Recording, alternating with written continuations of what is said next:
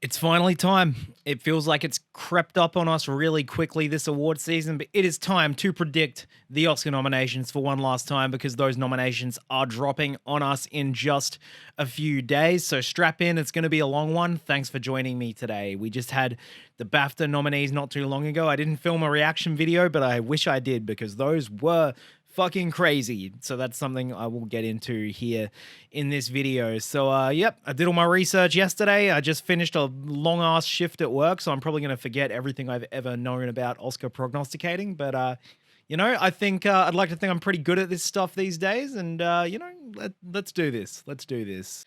Now, pretty much everybody has the exact same Best Picture 10, so I'm really not going to spend too much time on it. Oppenheimer, The Holdovers, Barbie, Poor Things, Killers of the Flower Moon. That's your top five. I've shot Holdovers way up the top there after how well it performed at the BAFTAs. Anatomy of a Fall solidly in there. Maestro, everybody's into it. Past Lives, very strong still. The Zone of Interest, looking good. And American Fiction, I've bumped it down to 10th, but I still, like, genuinely, if anything outside of this 10 gets in, I will be shocked. Like, PGA did this 10.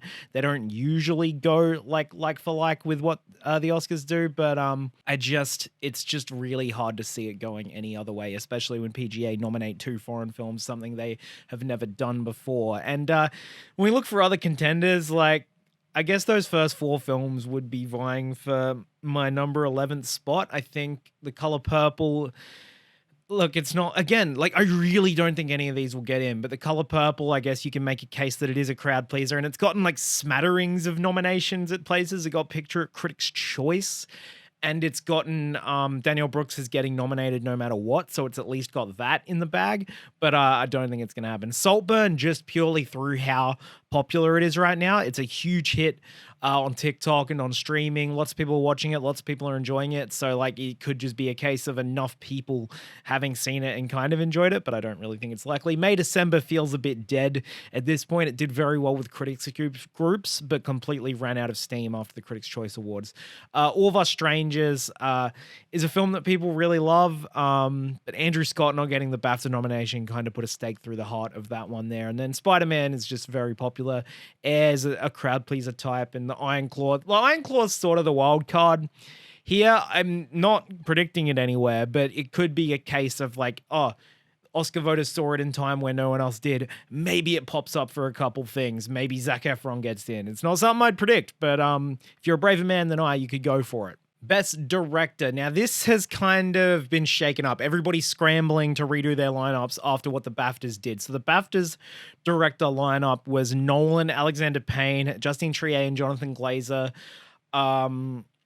Andrew Hay, and Bradley Cooper. It was a weird lineup, and so with director there, I'm pretty sure the top two are the vote getters and the rest of the jury picks, so the foreign ones make sense as jury picks. But the fact that Greta Gerwig, Yorgos Lanthimos, and Martin Scorsese, none of them made top two in that lineup gives me pause and makes me think that at least one of those three is going to be snubbed. And when you I'm not as convinced that Alexander Payne has to get in as some people are. I know a lot of people saw that like Payne's in, Payne's in, Payne's in. But when I look at that BAFTA 6, I really have to think Payne was that number two behind Christopher Nolan in terms of the popular vote. The Holdovers made it into Best Picture. Barbie didn't. All of Us Strangers didn't do so great, so it would stand to reason that Hay was a jury pick. Triet and Glazer probably got votes. The films did well across the board, but I don't know. I don't see Justin Triet being a top two there. So I think it had to be Payne. So I think he is just stronger in director than we thought. So I'm not convinced, but I think it's the logical move to throw him in there. So Nolan's a top dog, I think. I'm not worried about Scorsese. I think he will for sure get in here. Jonathan Glazer, I've been kind of certain of since that film premiered at Cannes. And if the film had really tanked in terms of precursors, then I wouldn't have done it. But I think he is still the primo choice for the director's branch's international sort of pick this year. I've thrown Alexander Payne in there for the reasons I just said. And I've got Yorgos Lanthimos at 5th. So I'm wearing this shirt in solidarity because it breaks my heart to not put Greta Gerwig in here. And I spent probably an hour poring over whether to go for her or for Lanthimos, and I'm going for Lanthimos. It's really tough. It hurts me because I've been predicting Gerwig all year before anyone else was, and for a while it was looking like she was a lock, but the BAFTAs have really frightened me. And I guess when you look at the pretentious artsy directors branch, history says that Lanthimos is more the type of thing that they're going to go for. And we've seen big popular directors for blockbuster movies get snubbed before. Villeneuve didn't make it in for Dune, which was a big shocker. So it'll suck if there are no female nominees, but just based on the precursors, based on what the directors branch vote for, based on where these contenders sit in the race, based on what the BAFTA did in terms of maybe there's not as much industry support for Barbie as it originally seemed. I've got Gerwig as the one missing, but it could be Lanthimos who misses.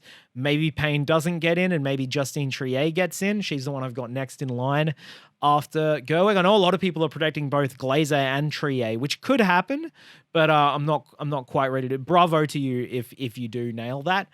Bradley Cooper, I'm also weirdly not ruling out. Not getting DGA means he's probably not going to happen, but he's getting nominations. He got nominated at the Globes. I believe Critics' Choice. I can't remember for certain. I could be wrong there. But they got in the Globes and the BAFTAs. That's not nothing. A lot of people really wanted him to be nominated for A Star Is Born, so I wouldn't bet on this one. I think the top two are a lot more likely, but these are the ones that could happen. Celine Song, I've kind of lost hope on getting in there. Emerald Fennell's just there as a wild card if they want another female pick, and I've thrown Andrew Hay in the mix too. I'll be shocked if anyone outside of this group shows up for director. So this is going to be a really, really interesting one, because I could even only go 3 for 5 here if it does end up being like Trier and Gerwig or something like that. But I think I've taken the most educated guess I could. Best Actress feels rather clear cut now. I mean, a surprise can always happen. Remember that Lady Gaga miss when everyone thought she was going to win? But the BAFTA noms have kind of put things into place here. I've finally moved Emma Stone to number 1. She's who I want to win. And with Gladstone not making top 3 at the BAFTAs and the jury not picking her either, I still think she's strong. I still think she can win. But I think if you put a gun to my head and I had to predict it now, I would say Stone is going to take home her second Oscar. Gladstone should still get nominated unless something fucking crazy happens. Carey Mulligan and Sandra Hüller are about as strong as each other. I think they're about as close to locks as you can be. And then the 5th spot, I've kind of been switching between Margot Robbie and Greta Lee this entire season. I never really bought into Barrino or Annette Bening getting in. But with the BAFTAs, Margot Robbie made it into the BAFTAs. I'm not sure if she made it in on the popular vote or the jury vote, because it's just the BAFTAs were really inconsistent with who they put in. Like, Gerwig not making director and the film not making picture means the jury probably didn't care for it that much either. So the fact that Robbie got in either way there is very telling. And she got SAG. She's gotten everything, really. It's just these 4 minus Gladstone who have gotten everything. Oh, Hüller didn't get SAG, but that was never going to happen. So I think Robbie is who you got to predict here. It could go another way, but I think Robbie's the one here. Barrino is showing up at BAFTA was a surprise. I haven't seen the film yet, but I've heard people actually really, really like her, even detached from not liking the film. So, never say never. Annette Bening, I'll be kind of annoyed if she gets in for that. And Natalie Portman is incredible in May, December, but I'm a little worried that the Academy are just not going to care about it.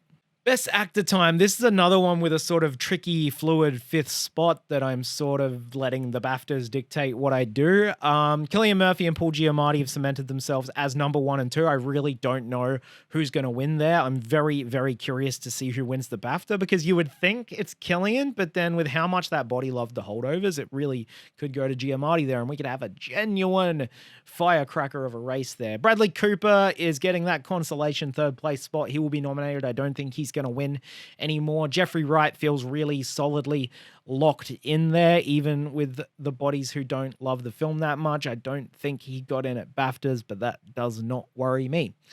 Now, if Andrew Scott had gotten in at the BAFTAs, he would be my 5th spot, but he didn't, which is crazy. And sort of he would have been that Paul Mescal pick of this year, because it is sort of, it feels more crowded than last year, but it also kind of feels the same in that there's really no one compelling enough to fill that spot. Like last year, you had maybe Tom Cruise there. Like, just there wasn't anyone that really grabbed you like that. And Leo's not campaigning. He didn't get SAG. He didn't get BAFTA. Barry Keoghan's around. People really like him. The Academy do sometimes do that. They let someone in their club and then they'll renominate them again the year after because you're really in our club. But Coleman Domingo is the one I'm going for here because he did get everything, which we didn't really expect. And I know there was kind of a thought of, oh, he'll definitely get in SAG, but he won't get in the Oscars because they won't nominate him if they don't care about the movie. But it's looking pretty solid for a song nom. So I think actor and song is actually not a crazy package to have. He is overdue. There is a good narrative for him, definitely more so than DiCaprio and Keoghan. There's a narrative for Andrew Scott, but him not getting the BAFTA, I really don't see it now. So I could be wrong. This could be where we see Zac Efron. Honestly, I don't have the guts to predict it, but I won't actually be shocked if he did somehow show up here as that Paul Mescal type. We don't care about the other ones, so let's throw this guy in, despite the fact that he got nothing else here. But Domingo's who I'm going for. I think he's the logical pick. But I'm curious to see what happens. And that would be a great lineup. He's really damn good in Rustin. Teo Yu I've thrown in there. He got that little BAFTA nom, which was probably a jury save from them. But, a lot of people really love him in that and really want him to happen. I don't think he will, but he gets on the list. I'll throw him a bone. Supporting actress is really, really tricky outside of that top three. So you've got Divine Joy Randolph, who's going to win the whole damn thing, and rightly so. Emily Blunt has not missed. Danielle Brooks has not missed. She has taken a life of her own outside of The Color Purple. Whether it gets goose-egged everywhere, Danielle Brooks will be here. And then the other two, I've got genuinely 6 or 7 names I honestly could see showing up in these two spots. So I've kind of got my one logic precursor-based pick and my one, I just think this could happen pick. A lot of people are throwing in Sandra Hüller for the double nom. I wouldn't be shocked if that happens, but I don't quite have the guts to do it. So I'm sticking with Jodie Foster in Naiad. She could very well be Eddie Redmayne in The Good Nurse and just fall short there. But she got in at the Globes, who are new, artsy, and pretentious. She got in at Critics' Choice. She got in at SAG in a category of just 5. So I am just predicting the SAG 5 here, Foster and Cruz. And I've got Cruz at that fifth spot. All she got was SAG, but she got in for Parallel Mothers with nothing. And she is also beloved by the Academy. She's in a high-profile movie here, and she is the standout of that movie. And I actually do think Ferrari's going to get a sound nom, so it's not just going to be an out-of-the-blue nothing nomination. So Cruz is just a gut feel sort of pick. But again, I could end up only getting 3 out of 5 right here, but this is just a 5 I feel good about. Rosamund Pike could happen for Saltburn. She could be the J.K. Simmons for the Being the Ricardos type veteran that's just sneaks in. I love her in Saltburn. I would nominate her, I think. And the movie's popular, and she does feel like the most likely acting nom for that movie. Sandra Hüller's Zone of Interest would very much be an Academy type thing to do. They do sometimes throw in something unexpected that wasn't really nominated anywhere else, a la Marina Di Tavira or a Brian Tyree Henry for Causeway. So definitely won't be surprised if she shows up. There's just too many names for me to fit in here. America Ferrera for Barbie, I don't think is dead in the water. I would have liked her to see her get more than just Critics' Choice.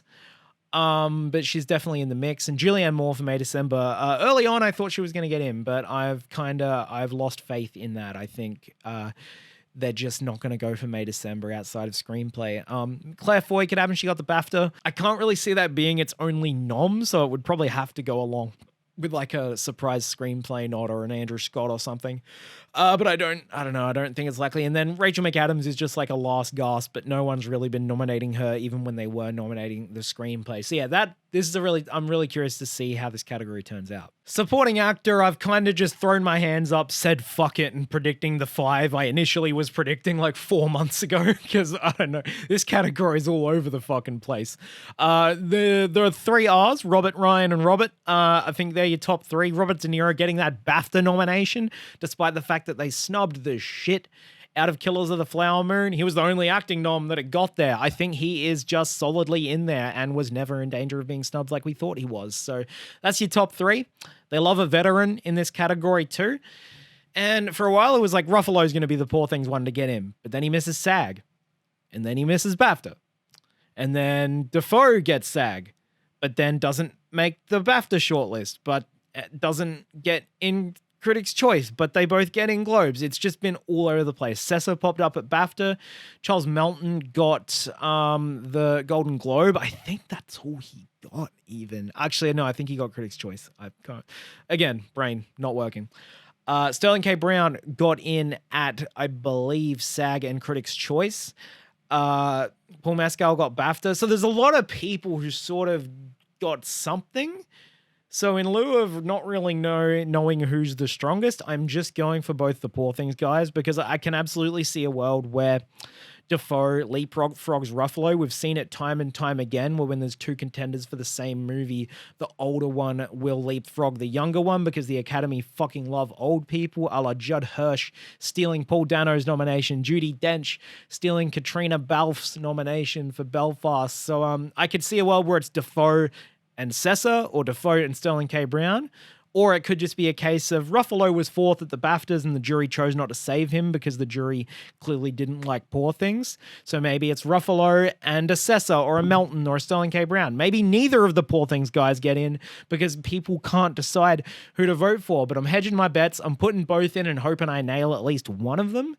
But I don't think this is going to be the 5. I think we're probably just going to get one of the Poor Things guys, but I don't want to guess wrong and then miss 2 predictions for it.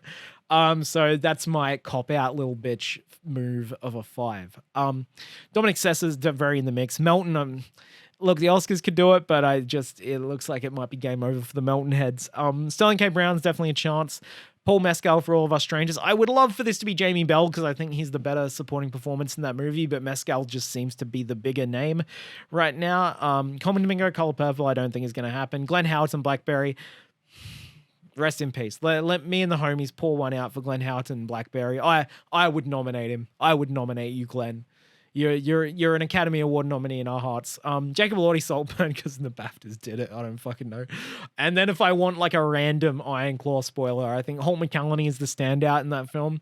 But then you've got Jeremy Allen White, who's like winning a bunch of Emmys right now, so he's probably been on the voters' brains. But that's like really getting into Reach territory at that point. Original screenplay feels pretty cut and dry, I think, and there's going to be a fun win race. I think it's genuinely could either be The Holdovers, Anatomy of a Fall, or Past Lives. I would probably bet on The Holdovers right now. Maestro's getting in. It shouldn't. The screenplay is by far the worst aspect of that movie, and I thought they would be more discerning, but everybody's nominating it for screenplay. It made it in a popular vote at the BAFTAs in a screenplay 5. I think it's just going to get in.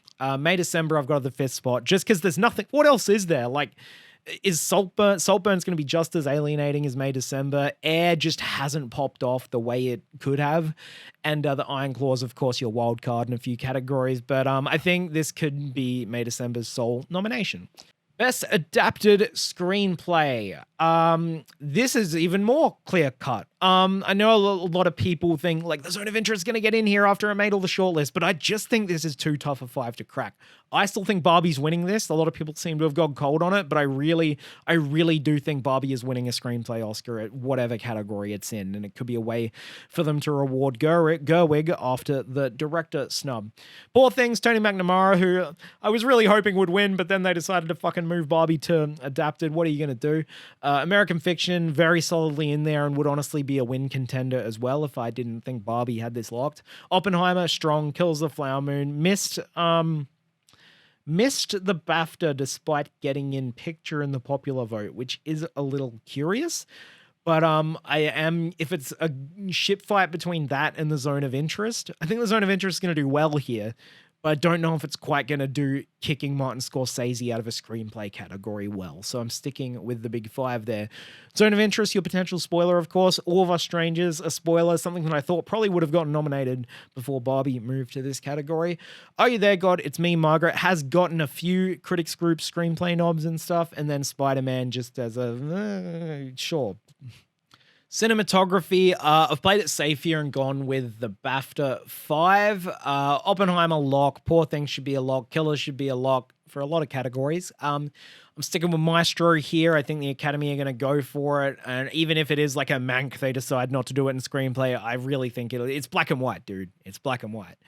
And I've gone the Zone of Interest for that last spot. I think this is a category where it will pop up.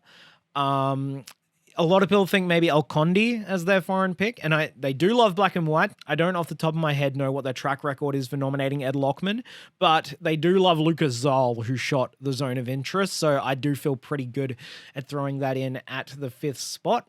Saltburn's a possibility. I've had this in for most of the season, but now that we know that Zone of Interest is going to be a big player outside of director and international, I think cinematography is one of the more likely noms that it could get. Barbie, if they want to over-nominate it. Color Purple, if they decide they like it. And Napoleon, because yeah, sure. Costume design, Barbie and Poor Things are the top 2 here. I think Killers will be in here. Napoleon is sort of doing well with the guilds. It got some noms at the BAFTAs. So I'm gonna. I think it's just gonna get like 2 or 3 nominations, and it's a crap film, but it's just gonna be one of those movies that does. Then the 5th spot. Look, if I think they're purely going to go on merit, then I would say like Wonka or The Color Purple, but I just think no one cares about those movies. Color Purple, I don't think got in at the Guild. Wonka, just no one. It's just been dead in the water everywhere. Maestro could happen, but I think Maestro and Oppenheimer aren't so far removed from each other in terms of how simple their costume work is. Maestro's got a bit more going on, but I'm going for the dudes in suits. I'm putting in Oppenheimer. I just think they're gonna tick the box. Let's give another nomination to Oppenheimer. And then like a couple more merit-based options, Priscilla, Chevalier, and Saltburn would also be very cool noms. Production design. Barbie, Poor Things, Oppenheimer, Killers of the Flower Moon. You know the drill.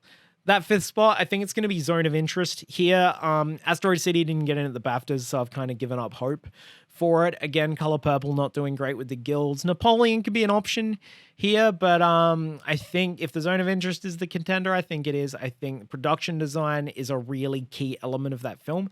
It's like the only big one I haven't seen yet because Australia has terrible distribution and we don't get it for another month. But look, from everything I've heard and read about it, I think this and cinematography are probably the 2 below the line things I'm most confident about it getting. And sound, but we'll get to that. Best film editing. This is one where I think I differ from the crowd a little bit. Oppenheimer and Killers I'm pretty confident in. I've seen a lot of people take out Poor Things. I'm not going to do that. Don't ask me to explain why. Barbie, I still think is getting in here. A lot of people have gone cold on it after the BAFTAs. But I think it's sort of between Barbie and The Holdovers for what's just going to be that default Best Picture movie that gets in. A lot of people have switched to The Holdovers because it seems stronger than Barbie in picture. But I'm still going to go Barbie here. I think it is a flashier movie. And like, I love The Holdovers, but editing's pretty low down on the list of things where I really take note of with that film. Maestro could happen. That has very flashy editing. Zone of Interest could happen. Ferrari could happen if they want to go with that sound correlation. But I'm going with Barbie and Anatomy of a Fall to round out the list. Anatomy of a Fall is looking pretty good. It hasn't gotten it everywhere, but it got in at the BAFTAs. It's looking like a really popular movie, and it's a film that has a couple of sequences with editing that really draws attention to itself. So I'm pretty confident with that one. But it could be The Holdovers knocking out Barbie, or maybe even they go for a Maestro just because it hasn't really noticeable editing. But that's my 5. Best makeup and hairstyling. I'm pretty sure most people's consensus is this. Maestro probably going to win. Poor Things, you've got Defoe's prosthetics. They fucking love prosthetics. Oppenheimer, you got the old person makeup. Golda, Golda's the sort of film, it's like a Coming to America. It's like it makes the shortlist. It's getting in. They love that shit. The 5th spot, I think Killers of the Flower Moon could get in. It made makeup at the BAFTAs. But Society of the Snow didn't perform very well there. And I think Society of the Snow has really, like, when they do whatever their bake-off or whatever they show what they did, I think there's going to be a lot of really impressive stuff in there. There's a lot of blood and dirt and scabs everyone's caked in, and I think they do a really, really good job of escalating everyone's conditions. So this is the one nom I have it getting outside of international. But, I won't rule out The Last Voyage of the Demeter either, but they just... because it has like really cool looking prosthetics, but they don't like horror. They didn't even shortlist fucking X, so give up on horror basically. I hate that I'm doing this, but I'm predicting Indiana Jones. All right, Oppenheimer's winning score. Killers is in. Poor Things is in. They're going for the Jerskin. I'm pretty confident in Spider-Man. Not everyone is, but Daniel Pemberton's a name, and it's gotten in at most places. So I do feel quite good about Spider-Man getting in there. The fifth spot is a trickier one. A lot of people have the zone of interest. Um, I'm close. I'm really close. They have nominated Michael Levi once before, but the score is only really in a little bit of the film, and I don't know how many people are going to go out of their way to like listen to the zone of interest score on its own, aside from like dorks like me. I probably will once it comes out. But I just think Spider-Man is probably gonna be something that sticks in people's heads a bit more, maybe. But supposedly the zone music is very memorable. But I'm going with Indiana Jones because it's fucking John Williams. I was looking through his IMDb. He's been nominated for like something crazy, like 5 of his last 6 movies or something like that. They do love him. He gets nominated for the crappy Star Wars movie no one liked. He didn't get nominated for Crystal Skull, which I did check. So that could be a caveat that you use.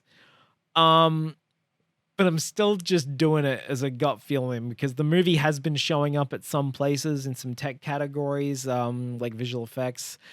Harrison Ford got his big speech at the Critics' Choice Awards. So the movie's like kind of on the brain. I don't know if it's just Disney having deep pockets and being able to get it into people's consciousness, but I hope I'm wrong. I hope I'm wrong on this one. But this is one where I'm like, the Academy are gonna be fucking shit and dumb here in this category. Yeah, I mean, if I could pick anything, I'd put The Boy and the Heron in, but I think it's going to end up being the Globes, the only ones were cool enough to do that. Elemental, they do love Thomas Newman, but the film has lost a bit of steam. Barbie, if they want to over-nominate it. Sight of the Snow has an incredible score. Giacchino's a big name. I just don't think that the love for the film is quite where it needs to be. I got a lot of movies there. You can read them. They're all things that like aren't impossible because they're on the shortlist. But yeah. Original song is a tricky one. I kind of hope they throw something weird and wacky in there. Like, imagine if the Dear Alien song from Asteroid City got in. That would be so much fun. It won't, but God, that would be fun.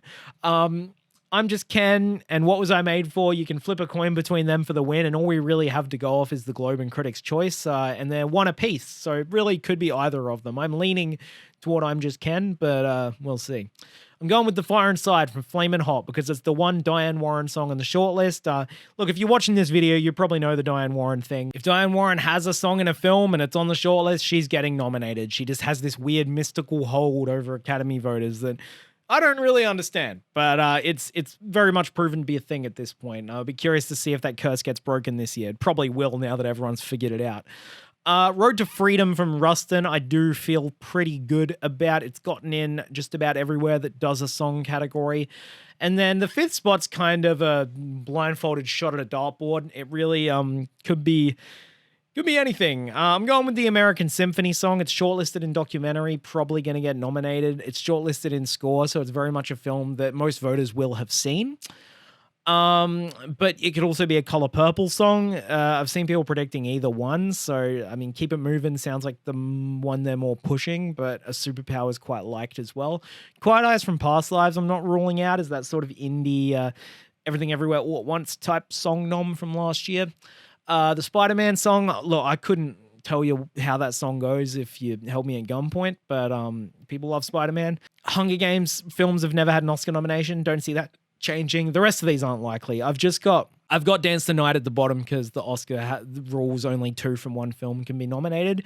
If all 3 could be nominated, I would be predicting Dance the Night to get nominated, and I think they would go triple Barbie, but they are not allowed to. So let's move on. Best sound. Now, I did pour over the Sound Editors Guilds to see what they're sort of doing here, so I've gone with kind of a mix of industry and what I think the Oscars will do.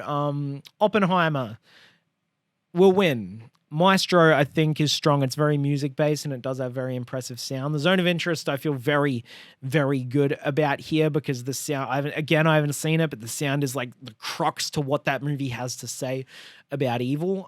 Ferrari, I'm going with it.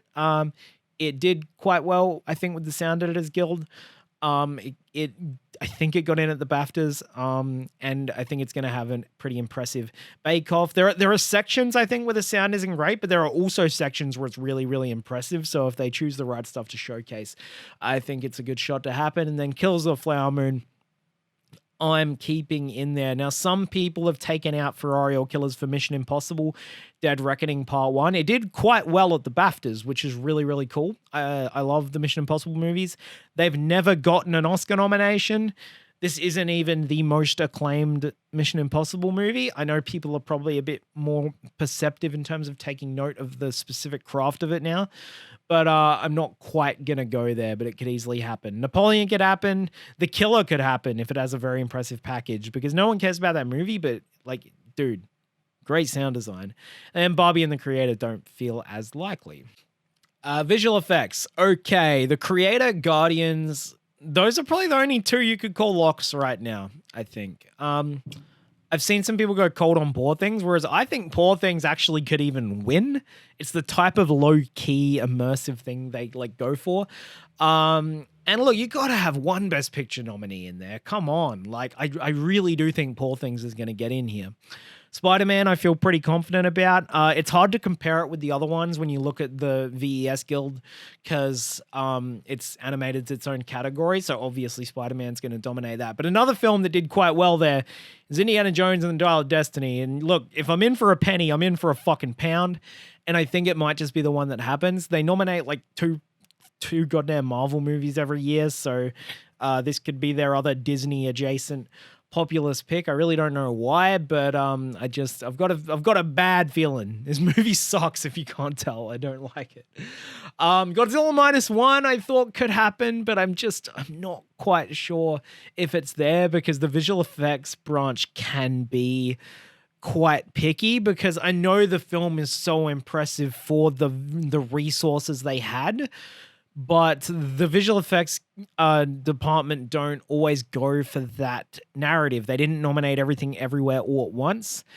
So I've got Godzilla just on the cusp. Mission Impossible is also one. I think maybe if that gets sound, it will probably get this too. And the other three, I don't really. If Rebel Moon gets in, I'm gonna kill myself live on camera. God. I didn't do a worst films of the year video, but that is my number one worst film of the year. Animated feature, I'm just sticking with the sort of 5 I've had for a while and sort of the 5 I want to get in. Spider-Man and Boy and the Heron locks. I don't think it's quite a 2-horse race. I think it'll just be Spider-Man, but Boy and the Heron's it's put up a good fight. It's put up a very good fight. I think it's the better film, but it's done well. Elemental's just in. I don't think it's very good, but it's like everybody's nominated it. Even the BAFTAs, which I didn't expect, in a category of 4, and then Oscars won't do Chicken Run, so like, yeah. Teenage Mutant Ninja Turtles, I just have confidence in. It hasn't overperformed, but did pretty good at the Annies, as did Nimona. Nimona did really well at the Annies, so I just think that's the logical 5. They could shill Disney and go Wish. They could bring some international flavor and go Suzume. Beyond that, I don't think there's a shot for much else. So I actually feel confident in this 5, and I'll be bummed if Nimona doesn't get in, because that is a beautiful little movie. Documentary is one of the trickiest categories every year.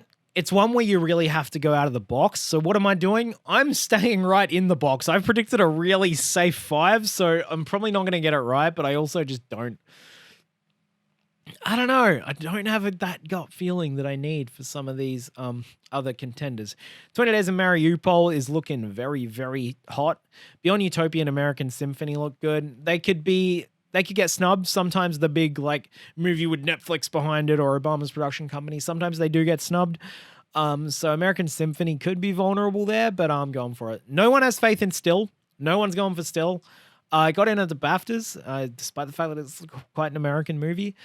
And maybe I'm just putting it in because I think it's great, but those actor profile docos never get in. But I don't know. I've got a feeling about this one. I've had it from the start. I think it's going to get in. And then the 5th spot, again, blindfold dartboard. I've gone Four Daughters, maybe just because it's also in international, but it's a film that's on the radar. They're probably going to have seen it. A lot of people have gone with Bobby Wine. It got in for like debut feature at the BAFTAs, but I don't think it got in for documentary there, so I don't know about that. Going to Mars, the Nikki Giovanni project got a lot of important precursors, so it would very much make sense to throw that in. Maybe. So if I was trying to like really equations in my head, stats predict it the most clever way I could, I would probably take out like American Symphony and Still for Bobby Wine and Going to Mars. But I'm just not going to do that. This is the 5 I've got a feeling about, and I'm going to stick with it. There are other things on the shortlist. The Eternal Memory, maybe. Stamped from the Beginning, maybe. I don't really buy anything else, although I've seen Apollonia, and it's actually pretty good. International feature, this is a big one. Another one that's just really tough to call, the 5th spot. Zone of Interest will win. Society of the Snow is strong, and beyond that, really could be anything. I'm sticking with Fallen Leaves. It's an easy watch. I haven't seen it, but it's like a fun rom-com, and it's finally Korosmaki getting his due. I'm not sure if he's been nominated before, but he's just been a great filmmaker for decades now. Taste of Things, I think they're going to go for. I think it's just France's default submission, and it is a very well-liked film in its own right. Unless they decide to not go for it in protest for Anatomy of a Fall not being submitted. Who knows? 5th spot, I'm going with the Teacher's Lounge for Germany. Maybe the fact that I've seen it helps, but you could easily make a case for 20 Days in Mariupol because that got in for international at the BAFTAs, which is kind of big. It's also a hard watch and a hard film to be passionate about. I've seen it. It is harrowing. It is really tough to watch, but it's important and emotional and memorable. So I definitely wouldn't rule that out. I wouldn't rule out Totem. It hasn't really gotten in anywhere, but it is quite a well-liked film. And Perfect Days, I think, is the best film on this entire goddamn list, but I just think Neon botched the release. No one seems to care about it. Critics' Choice are the only ones who nominated it. So I've kind of lost faith in that one. I really hope it gets in. I hope it's like this year's Quiet Girl and My Horse gets in. But I've just lost faith in that. So I've gone the Teacher's Lounge for the 5th spot. I have seen the film, and it feels almost tailor-made to be an awardsy movie. It's very, very immaculately composed and very tense and thrilling and propulsive, and is purporting to be about important stuff. It's a social criticism. It's very in conversation with the country it's representing. I think it's good, not great, but I think it does enough to maybe get in. But I really will be surprised if I get 5 out of 5 here. I wouldn't even rule out The Monk and the Gun, because Bhutan surprised with Lunana Yak in the Classroom a few years ago, and that's, I believe, the same director. So you can't be surprised by anything in this category these days. Now we're on to the short categories, which I did finally do my research on. And these are categories where I tend to shy away from what Gold Derby is saying, because there are no rules for these categories. They could really go for anything. So I kind of like to weigh what has big names attached, what film do people like more, what seems like it'll play to them, what's inspirational, do we want too many? I think this category is like 2 or 3 Holocaust movies in it, so I'm like, I think I put 1 in. So there's a lot of factors here, and I just sort of these are fun ones to just throw out a gut feeling and see how many you get right. Once Upon a Studio, some people don't think it'll happen. I'm just going for it. People who've seen it love it. I haven't watched it. I don't really give a shit about Disney, but they're often an Oscar nomination magnet. 95 Cents I'm going for, just because I hear it's really goddamn good. It has some of the best reviews out of any of these shorts here. Letter to a Pig, also quite well received, and it's another Holocaust drama that I think I'm going to go for here as well. Our Uniform, it's a sort of short and sweet film. I think it's Iranian, don't quote me on that, about what women are forced to wear. And Humo, I believe, is another Holocaust movie, and is very, very, very well regarded. War is Over is one a lot of people are predicting. I just think, it's John and Yoko, but apparently it's not very good. Kokoda, Dog Apartment, which it's also known as the stop motion one, which could get in if they want to throw something a little more unique in there, but it looks kind of dark and abstract maybe. Pachyderm is apparently quite good. Kind of Testament is probably the film here with the best reviews. But it also seems like it might be a bit challenging for them, and it's very much a film about like the digital age. So I'm not sure if it's something they go for, but I do want to check it out after reading about it. And the other ones I'm not really. Pete could get in maybe. I'm Hip, I think, is by a very well-known director. I cannot remember his goddamn name right now, but apparently it's quite slight. So yeah, those are my predictions for animated short. A documentary short, I've skewed a bit closer to what Gold Derby says here. The Last Repair Shop feels like it could be a winner. It's about this musical repair shop in Los Angeles, one of the few cities that has like a government guarantee for like all school students to have access to musical instruments. So it's going to be something that hits close to home for a lot of the LA based Oscar voters. Last Song from Kabul. I cannot remember what this is about, but I think someone big directed it or is attached. Kevin McDonald, maybe? I'll cut that out if I was wrong, but if I was right, yeah, Kevin McDonald directed that. ABCs of book banning. A lot of people have winning on Gold Derby. It does look kind of gimmicky. It's a bunch of kids talking about like book banning. But it does look like the type of thing they would go for. And then I've gone with Camp Courage because it's easily accessible. It's on, I think, Netflix or Prime or one of them. And it just looks like something they could go for. Deciding Vote, really close to putting in. It looks really, really interesting and political. Maybe too political for any of the right-leaning members of the Academy. 99 WIPO is apparently very, very good, and I wouldn't be shocked if that gets in either. And here's all the other ones here ranked roughly in order of what could happen. Live-action short, I think. Wonderful Story of Henry Sugar is the agreed-upon winner. Sure, it's probably just Wes Anderson saying, fuck it, I'll get an Oscar this way, but it's a really damn good short film. The After I've got in next. I believe it stars David Oyelowo, and apparently it's very, very emotionally hard hitting. I've got Strange Way of Life in there. A lot of people don't. It's true, people don't really like it. It doesn't have great reviews. But how are you going to say no to Pedro Almodovar? He's been nominated in this category before. You've got Ethan Hawke and Pedro Pascal, who is all the rage right now. You can invite them to the Oscars. I think it's going to be too much to resist, even if not everyone likes the film. Good Boy looks really cute. It stars Ben Whishaw, and it's about grief, and apparently it does so in a really creative way. So that one jumped out to me when I was predicting. And Red, White, and Blue apparently is very entertaining and has a great twist. The big one I've omitted here is the Anne Frank gift shop, which seems sort of like the exact sort of thing they would go for, like the real obvious political statement that maybe rubs some people the wrong way or is too obvious sort of thing. But it's a comedy and a Holocaust movie. How many Holocaust shorts are going to get nominated between these three categories? So that one could easily happen too, but I've just gone a bit left of center there. Beyond that, yeah, those are my Oscar predictions. Thank you so much for joining me and allowing me to waffle about this bullshit for, I don't know, an hour, however long this video is. Maybe got a bit rambly toward the end there. But however eloquently or not I outline my picks, these were all, a lot of research went into my physical decisions and placements and stuff. And I hope I do well this year, but I also hope we get some surprises, and I hope you got some help or advice or helped make your mind up for some of those 50-50s in certain categories, or even if you're like, oh, he didn't put this in, but he made a good case for it, so I'm going to go put that one in. Yeah, it's fun. Very excited to react to these Oscar nominations. It's always a lot of fun, and it's because it's just such a big group, and it's all films. We don't have to sit through TV bullshit as much as I love Succession and The Bear. Yeah, that's it. Thank you for watching. Stay tuned. Subscribe to my podcast on Spotify. It's called The Film Draft. You'll have a lot of fun listening to it. That'll be in the description. Follow me on Instagram and Letterboxd. That is also in the description. And stay tuned. We're only a bit over a month away from me finalizing my best movies of the year list. I absolutely am waiting until I can see Zone of Interest in a theater before I do that. I don't care if it's 2.5 months after the year is over. So thank you for watching. I hope you have a great day and happy Oscar season.